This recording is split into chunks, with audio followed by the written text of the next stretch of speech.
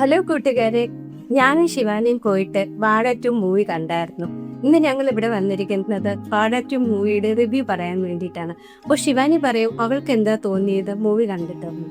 വാഴ 2 എന്ന് പറയുമ്പോൾ ഒരു കിടില മൂവി തന്നെയായിരുന്നു. ഇൻഫ്ലുവൻസേഴ്സ് ഒക്കെ കൂടെ ചേർന്ന് ചെയ്ത ഒരു മൂവിയാണ്. അലൻ, ഹാഷിർ, അജിനൊക്കെ കൂടെ നന്നായിട്ട് അഭിനയിച്ചിട്ടുള്ള സിനിമ തന്നെയാണ്. സിനിമ എന്ന് പറയുമ്പോൾ നല്ലൊരു ഫീൽ ഗുഡ് മൂവിയാണ്.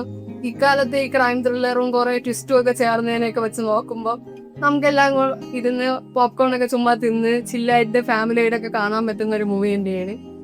സ്റ്റുഡന്റ് എന്നുള്ള ഒരു നിലയ്ക്ക് അവരുടെ സക്സസ്സും അവരുടെ ഫെയിലിയറും അവരെന്തൊക്കെ കൊണ്ട് ചാടിക്കൊടുക്കുന്നു, നമുക്കൊരു ഹാർട്ട് വാമിങ് ഫീലൊക്കെ വരുന്നത്. അതുപോലെ തന്നെ ഇടയ്ക്കിടയ്ക്ക് ഒരു വിഷമമൊക്കെ തോന്നും.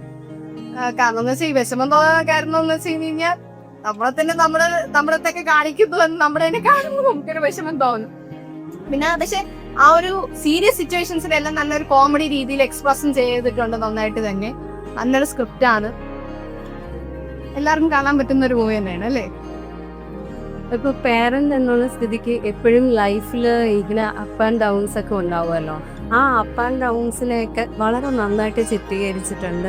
ഒരു ഐഡിയൽ ഫാമിലി മാത്രം കാണിക്കുന്നതിനേക്കാൾ ഉപരി ഒത്തിരി എന്തൊക്കെ രീതിയിൽ നമുക്ക് ഡെയിലി ലൈഫിൽ റിലേറ്റ് ആവും ആ ഒരു കാര്യം നന്നായിട്ട് മൂവിയിൽ കാണിക്കുന്നുണ്ട്. ഞങ്ങൾക്ക് ഒത്തിരി ഇഷ്ടപ്പെട്ടായിരുന്നു മൂവി. അപ്പൊ നിങ്ങൾക്ക് നിങ്ങളെ തന്നെ ഒരു സിനിമയിലൂടെ കാണണമെങ്കിൽ നിങ്ങളും പോയി കാണും വാഴ 2. അപ്പൊ ശരി ഗൈസ്, ടാറ്റ. ബൈ.